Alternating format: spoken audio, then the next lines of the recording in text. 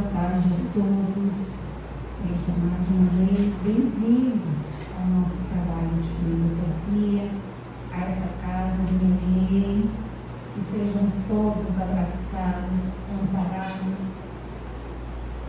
e protegidos pela espiritualidade maior, a serviço do Mestre Jesus, responsáveis por esse grupo. São os tarefeiros a serviço do Cristo. Esse trabalho já começou bem antes da gente estar aqui, quando estávamos em casa, e os bons espíritos, juntamente com os nossos anjos guardiões, já estávamos preparando para que a gente viesse aqui nessa parte. E ao adentrarmos aqui nessa casa espírita, a gente recebeu todas as benesses já que estávamos esperando deixar pelos tarefeiros do Cristo, bem antes da gente estar aqui. Portanto, vamos aproveitar essas boas-vindas que esses benfeitores da Seara do Cristo nos dão todos os sábados e sempre, que nos amparam e nos envolvem. O nosso trabalho, como vocês já sabem, começa com esses vídeos, essas músicas, mensagens edificantes, para que a gente se sintonize, entre já na sintonia, para que possamos receber tudo que a gente vem buscar aqui nessa tarde de hoje. Em seguida, teremos 2 palestras curtas, feitas pelos trabalhadores da casa, que são, na realidade, estudos dos capítulos do Evangelho segundo o Espiritismo. Então, o que a gente pede é que vocês desliguem os celulares ao entrar aqui a casa, evitem conversas, para que vocês aproveitem no máximo tudo que for dito aqui. E, em seguida, após as palestras, temos os passos e a água fluidificada. E quem não for receber o passe na Câmara, por favor, a gente pede que continue vibrando pela Câmara de Paz, pelos tarefeiros, pelos que vão receber os passes, e assim poderão colaborar também, juntamente com todos nós. Hoje temos para falar um capítulo do Evangelho segundo o Espiritismo, nossos irmãos o Rogério e a Cris. Por favor, pode vir. Como todos os trabalhos, a gente inicia com uma prece. Eu peço ao Rogério que faça a prece inicial.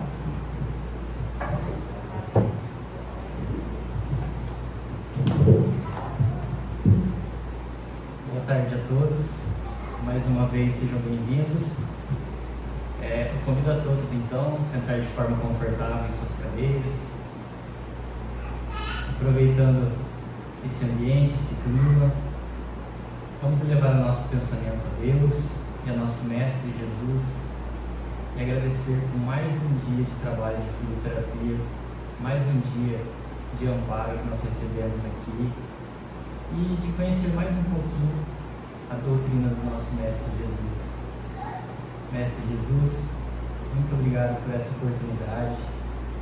Pedimos, Mestre Jesus, sabendo que o Senhor conhece as nossas dores e as nossas necessidades, que envie um especialista para cada um de nós. Pedimos também que fluidifique a água para nós e certo do remédio para cada um aqui.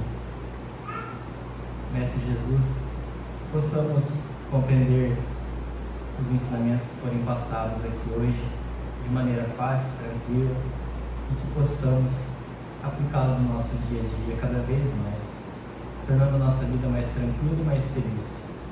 Mais uma vez, muito obrigado e que assim seja.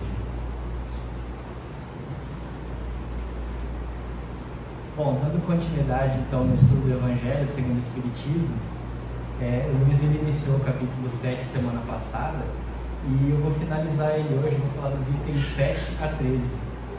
Esse capítulo ele tem como título Bem-aventurados os pobres de espírito.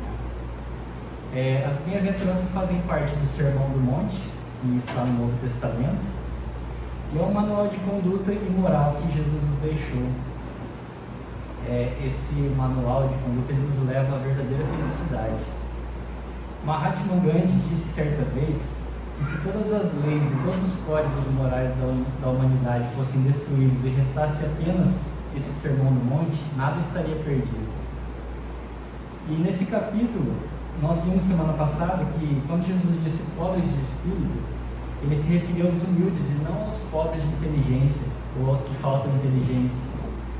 E Jesus disse ainda que o reino dos céus é para os humildes. Sabendo que bem-aventurados quer dizer felizes, então felizes os humildes. Jesus nos deixou muitos exemplos a serem seguidos. E hoje eu vou falar um pouquinho sobre orgulho e humildade. Pesquisando sobre a palavra orgulho, nós temos a seguinte definição: característica de alguém que tem um conceito exagerado de si próprio. Tudo que é exagerado não é bom. Nós temos também como sinônimo soberba, vaidade, arrogância e pretensão. Nós costumamos usar a palavra orgulho algumas vezes quando nós ficamos felizes com alguma conquista de um amigo, de alguém, ou até nossa mesmo, quando nós conseguimos realizar algo difícil, né? Aí costumamos dizer: que orgulho que eu tenho de você. Esse orgulho é um orgulho bom, sem um exagero e sem desprezar ninguém. O orgulho que o Evangelho cita aqui é sobre a soberba, né? O orgulho com soberba. E sobre humildade nós temos virtude caracterizada pela consciência das próprias limitações. Uma pessoa modesta, simples, submissa.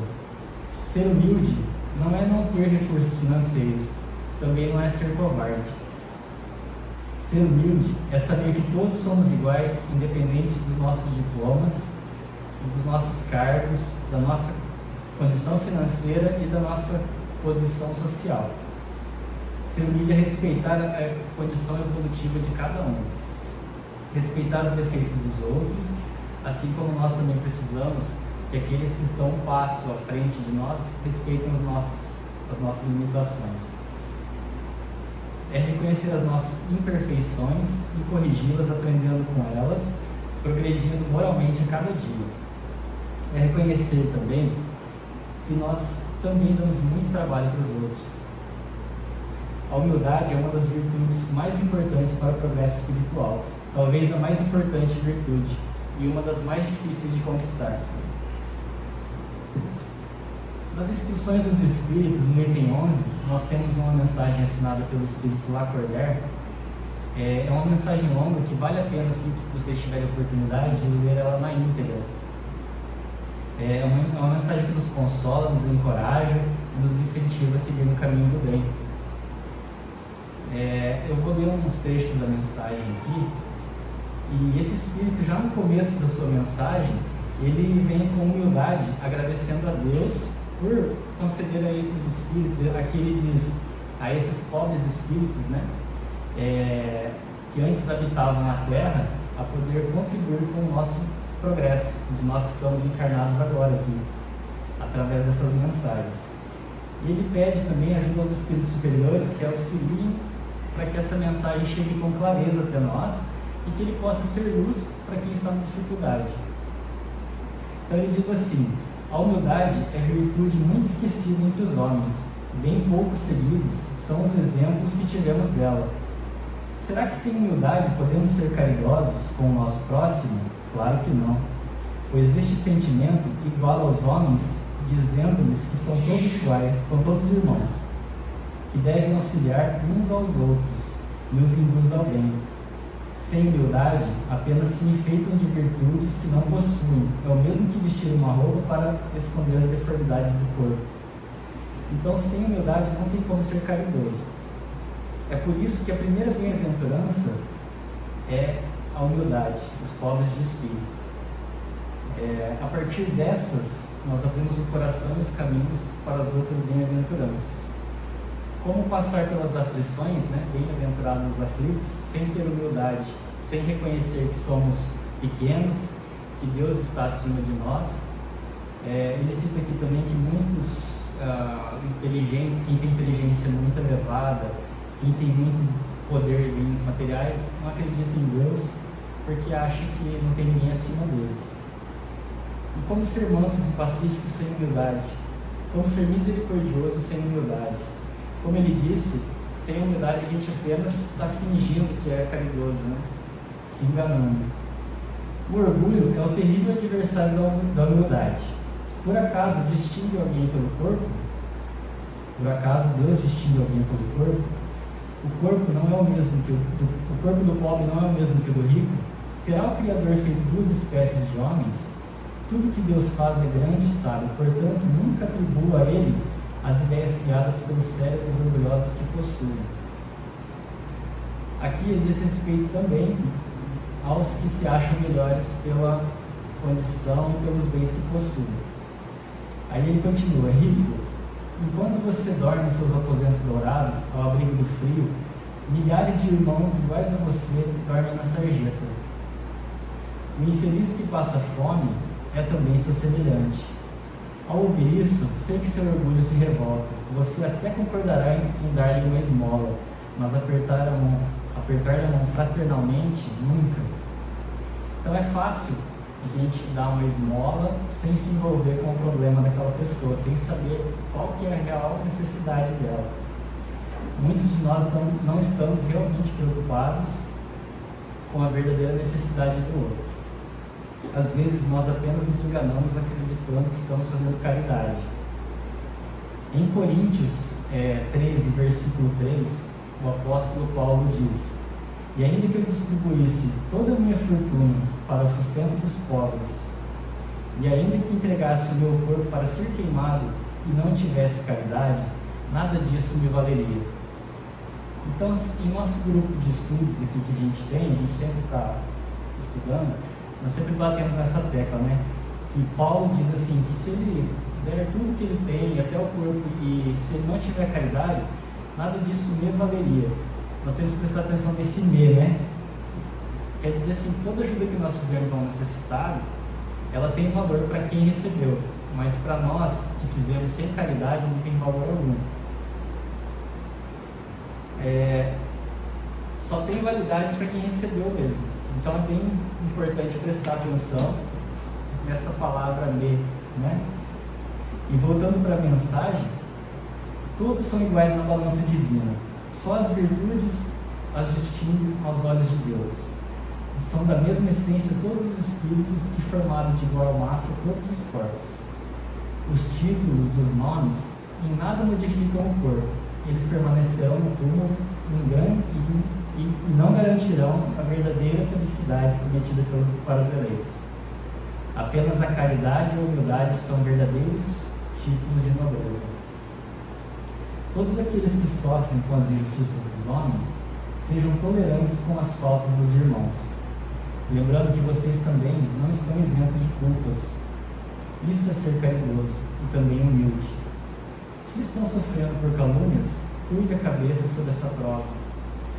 Que importância podem ter as calúnias do mundo se possuem conduta reta? Deus não poderá recompensá-los? Suportar com coragem as humilhações dos homens é ser humilde e reconhecer que Deus é grande e poderoso. Despertem para a realidade, meus irmãos, meus amigos, que a voz dos Espíritos toque o coração de todos. Sejam generosos e caridosos, mas sem ostentação, ou seja, faça o bem com humildade.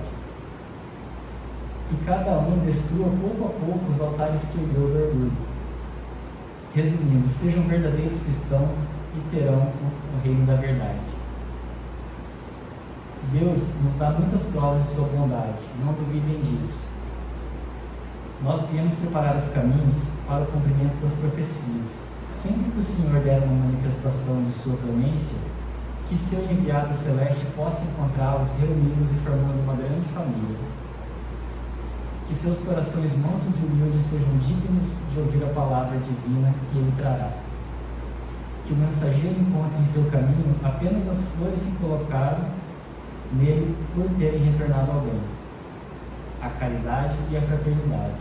Procedendo assim, o mundo em que vivem se tornará um paraíso terreno. Porém, se permanecerem sensíveis à voz dos Espíritos enviados para purificar e renovar a sociedade civilizada, rica em conhecimentos e tão pobre de bons ensinamentos, só restará a vocês chorar e lastimar pela sua sorte. Mas não será assim. Voltem ao Pai, E então todos nós que contribuímos para o cumprimento da sua vontade, entoaremos o cântico de ação de graças, agradecendo ao Senhor por sua inesgotável bondade, glorificando-o por todos os séculos e séculos. Que assim seja. E assim os Espíritos da Codificação nos convidam para viver o Espiritismo e sermos verdadeiros cristãos, que é a mesma coisa, né?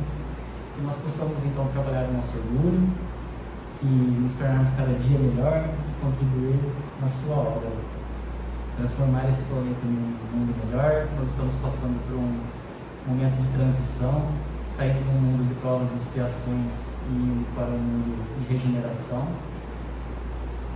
E fazer o bem ao próximo, ajudá-los nas suas necessidades, lembrando que todos nós podemos ser úteis para alguém, não precisamos de recursos financeiros para ajudar alguém, né? Normalmente a gente pensa, às vezes, quando eu tiver dinheiro, quando eu tiver condições eu vou fazer isso, eu vou fazer aquilo, quando na verdade o que o nosso irmão precisa é só de um abraço, de uma conversa, e a gente fica colocando essa desculpa de condição financeira. Todos nós podemos ser úteis para alguém.